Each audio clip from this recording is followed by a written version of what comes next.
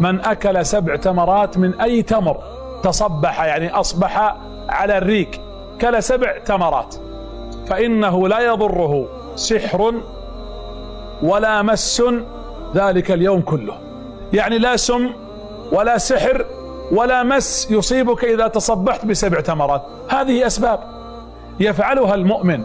ومن ذلك أيضا عبد الله بن خبيب يقول: كنا نبحث عن النبي في ليلة مطيرة وليلة مظلمة، خافوا على النبي عليه الصلاة والسلام فذهبوا يبحثون عنه. يقول: فلقيته فقال: يا عبد الله. قلت: لبيك يا رسول الله. قال: قل.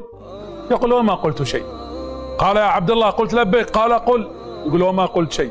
قال عبد الله: قلت: لبيك. قال: قل. قلت: وماذا أقول؟ قال: قل هو الله أحد، قل أعوذ برب الفلق، قل أعوذ برب الناس.